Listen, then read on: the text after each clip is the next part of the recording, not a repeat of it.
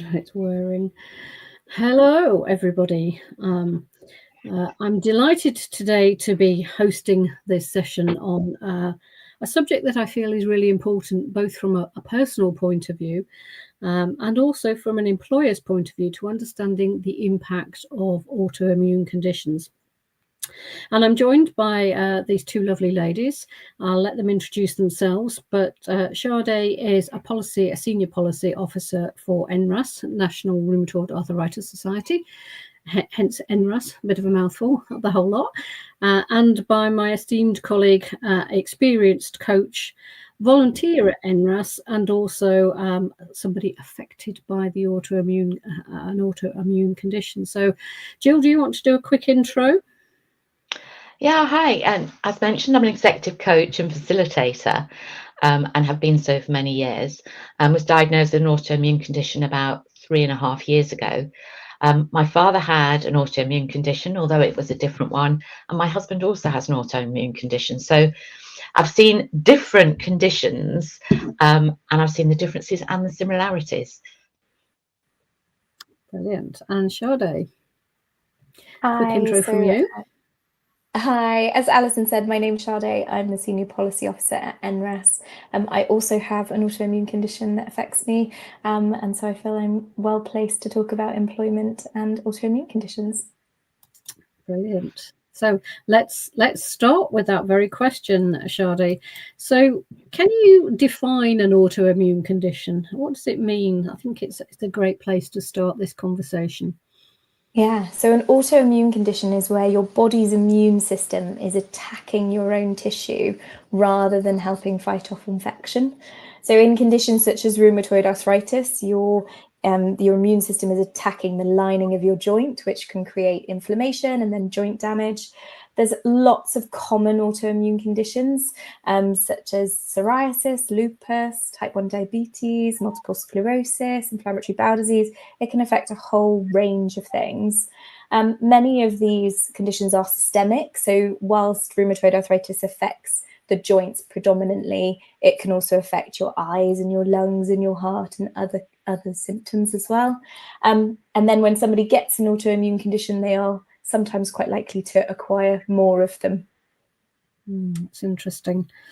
Yeah, Gill, do you want to add anything into that? Or?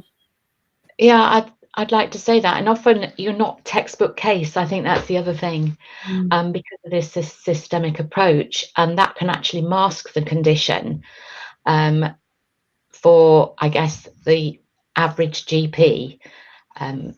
And certainly mask the condition for yourself, because you might just think, well, I've got some stiff muscles. The optician says I've got dry eyes. And it's not obvious that you've got it. So you're often living with it for quite some time before it's diagnosed.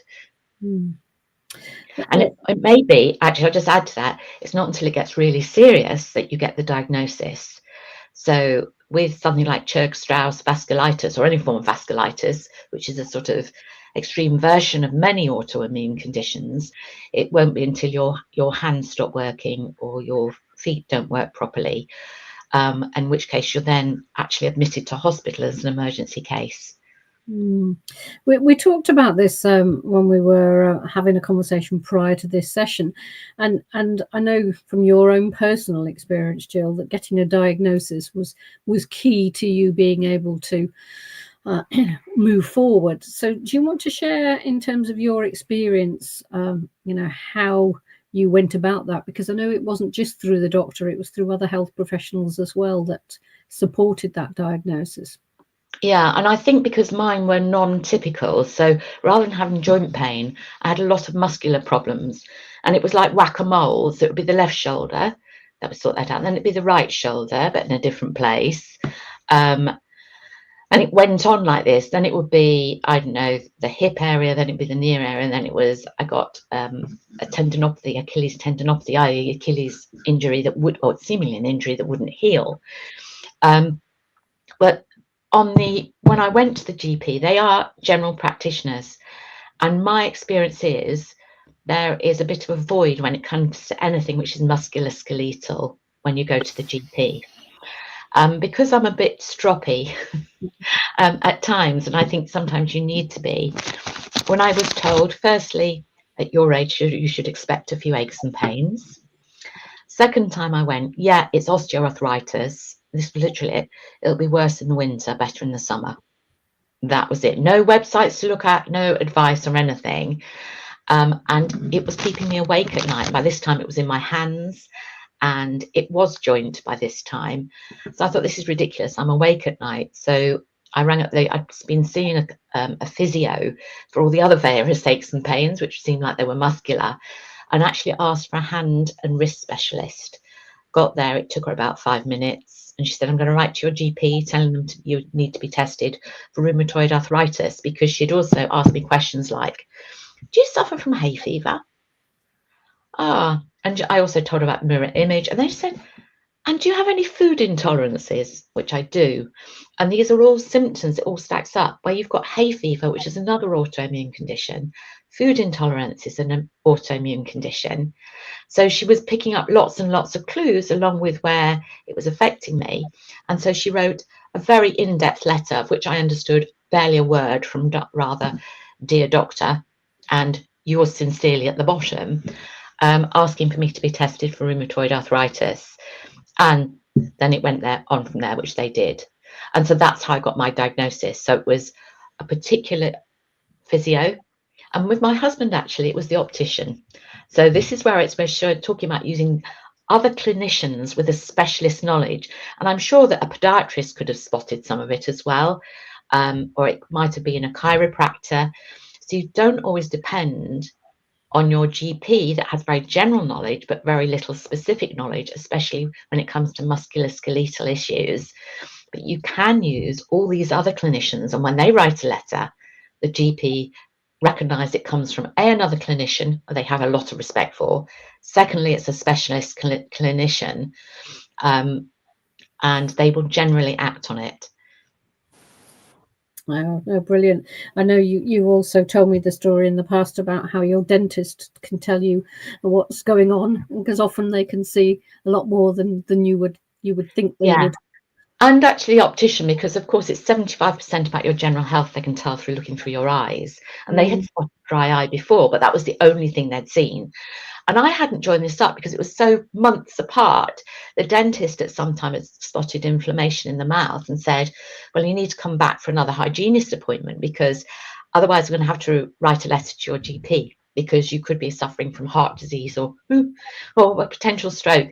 But actually, that's when I went off to a specialist clinic and discovered the food intolerance. So yeah, all of these clinicians with their specialist knowledge, and often your dentist is seeing you for a lot longer period of time and more regularly. And your optician can be as well, depending on, what you need. So contact lens checks, you see them at least once a year. So your dentist I see every 6 months. So my dentist knows more about my health than my GP. Interesting, isn't it? Anyone in the audience, please feel free to comment, to put anything in the chat.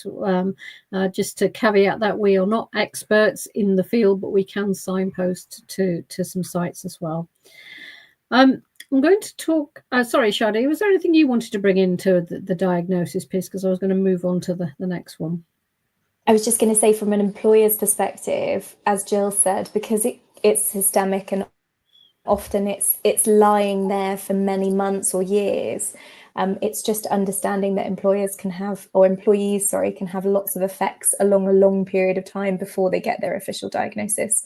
So just understanding from an employer's perspective how that can impact your employees.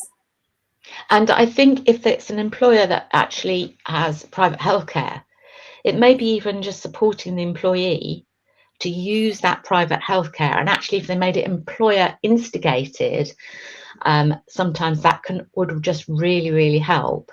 And maybe sometimes as the employer, you're looking at the whole track record of when somebody's got it, where the person immersed in it, you're so immersed in it, you don't spot the patterns.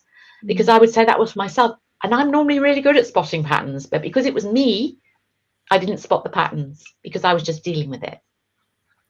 Interesting. We want to come on and talk about that a little bit more in terms of the impact in the workplace. So from an employer perspective as well, how do we confidentially start to talk to our employer about our needs when we are diagnosed? So, Sadé, do you want to kick off with this one? Yeah, I think that it's really important to have that honest dialogue about where you are in your health and how that can impact your work. I know from my own personal experience, as Gill said, you don't know really what's going on with your body. You just know that something's wrong. And so you are sometimes speaking to a lot of different health professionals, speaking to a lot of different clinicians, having tests and scans and a whole umpteen amount of things. So being able to have somebody in your employment that you can speak to, whether it's HR, whether it's your line manager, somebody just to explain what's going on, it makes it easier if they know what's happening beforehand. And then when you get your diagnosis, hopefully then they can take steps to see whether they can support you.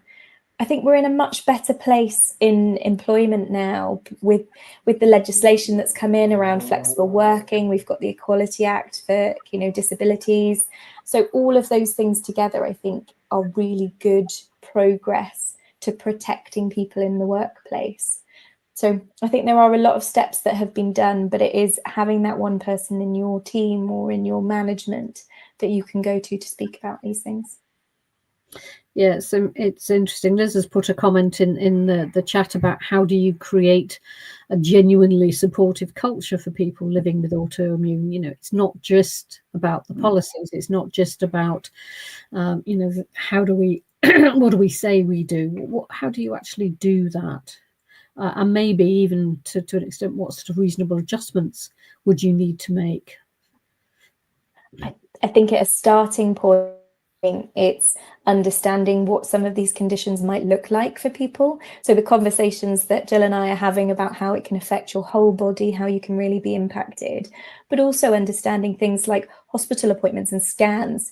With the state of the NHS at the moment, those things are really difficult for people to try and manage. So being understanding that if you do have a hospital appointment in the middle of the day, it's very unlikely you're going to be able to move that. So being flexible in terms of things like hospital appointments, scans, understanding what the condition might be or what any condition might be, just being kind of reasonable with understanding that people can have different impacts. We're quite lucky. Flexible working is now a day one right. So being able to be a bit more flexible in your day might support people to have their autoimmune condition and the symptoms that come along with that. So I think when somebody actually discloses what condition they've got, charities such as NRAS, you know, we've got an employer's guide. So we have a booklet that's specifically designed for employers to understand more about what the condition is, how it might impact that person, what reasonable adjustments or what support could be given. So charities, you know, lots of conditions have charities specific to them that will provide support on what is the condition and how can we support somebody. That would be my starting point, really. No, useful. And I know, Gill, we were talking about it prior to this. I think we have got the link to the NRAS website that we can share in the chat with people as well. So that would be useful. Okay, Gill, do you want to add anything in terms of the need to talk to, you know, when you're talking to employers about their needs? I think, yes, and I see Liz has put another question in the chat as well. I think some of it might be physical needs. So I think sometimes I know that I can't sit for long periods of time. So a movable desk, I mean, I'm self-employed, so I can do this for myself, but a movable desk, one that goes up so you can stand up for a bit and sit down for a bit, because you can't do anything for extended lengths of time just because of these various conditions. One thing that will be similar around, you can't do things for extended lengths of time, but you can do each thing, say, for half an hour. So a desk or a chair that's appropriate might be really helpful. And one of the other things that is connected with most autoimmune that will affect people at different times and in different ways can be fatigue. And touch wood, I'm okay at the moment, but it may be that they need to make sure that they do get their lunch break, because that's the time we'll actually have closed down for a bit, power up again for the afternoon.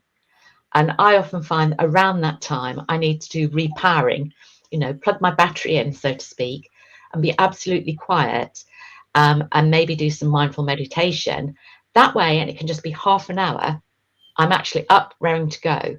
And some people, it might be they need an hour to recharge. And, you know, this is probably good for everybody. This is good practice, but it's particularly important for people with autoimmune conditions.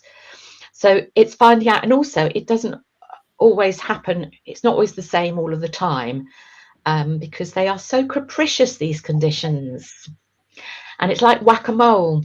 So you get that bit sorted out, then you get another bit sorting out. It pops up and it's on your shoulder this time. So you just, as the person with it, you're doing your best to manage it with all the things that they tell you to do. And you'd love to be able to say, I've got the whole lot under control. And some people manage to with the drugs. And that's absolutely fantastic. But that's not most people, and it's not all of the time. No, it's important that you take each thing. But it's interesting, the story you said about the conditions or the symptoms, should I say, being all different, and then it eventually starting to pull together. You mentioned movement, obviously being able to move, because some people find that quite difficult when you are sat down, and I know that was significant in your decision to not do lengthy facilitation sessions anymore. Anything else around that, and or specifically on diet, Gill, that you wanted to bring in? Yeah, I think for nearly all conditions, keeping moving is absolutely critically important. And we actually had a whole session on this, because we have attached to NRAS, we have a consultant physio who seems to know the answers to everything. That's from my point of view. And actually, even when you hurt, so you are at your worst, it is really important to take the painkillers, keep moving. A week in bed would do you a lot more damage than taking, say, ibuprofen or cocodamol or any of those painkillers in order to keep moving. And using knee supports, ankle supports, wrist supports, whatever you do, is keeping things moving. And that's the same for other conditions as well. Even if it's just gentle, small movements, even if it's just getting into the local swimming pool and just walking up and down in the water, which is actually bliss, by the way, when you're hurting that much. So that's one thing that's really important, and which is also why most conditions, people can't sit in one place for very long anyway, whichever condition it is, it's not great. Also, the importance of diet, and the more work they do and the more research they do, the increasing importance is given to diet, because alongside these autoimmune conditions, which is connected to a whole heap of other stuff, including B cells, the protective B cells, which we don't have enough of if you've got autoimmune, things causing leaky gut. So it's actually addressing diet. So you're having a much greater quantity of plant-based food in your diet. Some people go completely plant-based, and that works for them. But with other people, it's absolutely avoiding inflammatory foods, which are the ultra-processed foods. Red meat is another inflammatory food. Focusing on eating as many plants as possible, to actually, because the fiber enables the gut to create a lining to stop the bacteria which is in your gut getting into your bloodstream. When that happens, that's when you will get, definitely of any autoimmune, that's when you'll get your flares. And so you do have to be really mindful about what you're eating. Sadé, do you want to add anything to that? Yeah, I was just going to say, it kind of links back to then my point about flexible working at work, being able to be a bit more flexible about what times you have things. For example, my worst time is the morning. That's when I'm the most stiff. That's when I'm in the most pain. So either having a later start or being able to then do some exercise later on in the day. Those things are really important for employers to understand, that people might need to try and adjust their schedules, perhaps. You know, there have been occasions where I've had a slightly longer lunch break and then work slightly longer so that I can go to a swimming lesson, or I can go to do some gentle exercise over lunch, for example. So those things can be reasonable adjustments for people to be able to then manage their condition better. Perfect. We've had a comment in from Anna. Thank you for sharing, Anna. We are just about to move into the emotional support. So it's not, we are conscious that in half an hour, we're trying to get a lot of information across to you guys, as well as the physical symptoms. How do employers understand the mental health side, and how do you support somebody in the workplace. So that is where we were going next with this. So, so excuse me, the emotional support side of, what do you need? It's one of my favorite coaching questions. What do you need right now? But what do you need to feel supported from an emotional perspective? So, Gill, do you want to start with that one? I think on diagnosis, it's the shock you go through, even though you've been hurting and pain, and the consultant is probably apart from the physios, the first person to take, or first doctor to take you seriously. Even though you know you're there and the blood test tasted positive, it's that wow, because that first appointment, once you get there, you're stuck there. I think you know this, Alyson, you're stuck there for the whole morning because you have to go for x-rays. You also x-rays on your lungs. You have to have scans of your hands and feet. You have to have x-rays of your hands and feet as well as your lungs. You then have to pick up your drugs, explain which drugs you go. That is just an enormous amount to take in. It is huge.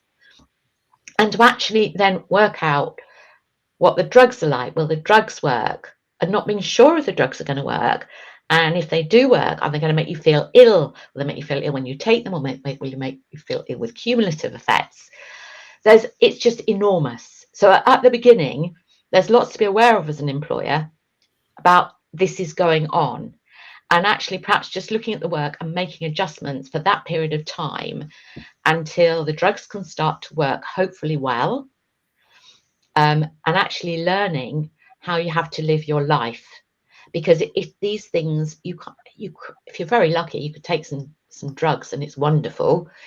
Most people, it is about adjusting their whole lifestyle to actually work with the illness they've got and eventually coming to some sort of balance, where the drugs they've got are more effective, etc. So it is that, an understanding that is very difficult. And some days you hate the condition. And I mean, you loathe it, you hate it, and you're furious with it. And other days you can bounce along quite nice. If it's a sunny day, you bounce along quite nicely. And other days, especially when you can't open tins, you have to get a spoon to lever the top off. Those ones with ring pull levers. Or you buy, say, a drink at the station when you're doing it and you can't unscrew the top. They screwed them on too tightly. And I've asked random people on trains to tell them. So you get that frustration building up from all the stuff you can't do. And it's just normal everyday life. And so it's that understanding of physically some things are really quite difficult. No matter how many exercises you do, you're just as well as you're going to be. And it's perhaps them understanding sometimes you're as well as you're going to be. Yeah. I have been that random person on the train that you have asked to open a bottle of water before, Johnson. Sadé, anything from your point of view? We're going to come on and talk about what else there is available in the community, but from an emotional support perspective, what would you say that people need to see in place? So I think, as I said earlier, it's about having that communication. So potentially, when you are diagnosed with an autoimmune condition, you meet a lot of people, you get a lot of information very quickly, and you can feel quite overwhelmed. Most autoimmune conditions are for life.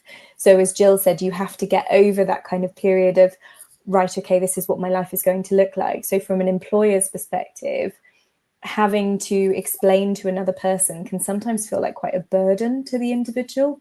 And so being able to, as an employer, go and find some of that basic information and have an understanding of what that condition is and what people are going through, I think is then going to make that communication so much better.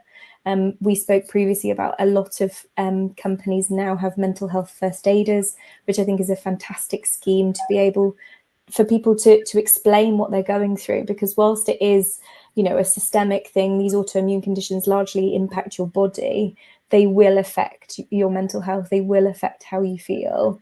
And with flares where your symptoms are getting worse and then getting better, you will have periods in time where you don't feel as well. So having an understanding employer, knowing what the condition might look like is key to this relationship working well. Yeah, no, absolutely. And another comment has come in, Teresa, let me put that up on the screen. If you're self-employed, where can you go for advice or support? And I think that probably leads us into the next question that we had, which was, what is available in the community. So, because not everybody has an employer that they can turn to. So, I know Gill, at your stage, you were self-employed. So, what other things did you find helpful? I think it's really useful to use I joined NRAS, I think, before I even saw the consultant, because I put it in, my condition in, and it came up, it was the top. So the old algorithms worked really well, and saw that it had a lot of data, a lot of information, which seemed like it was going to be really useful for a minimal amount of money. And also friends, I drew upon, and family, because we had this history of autoimmune in the family, so that wasn't new.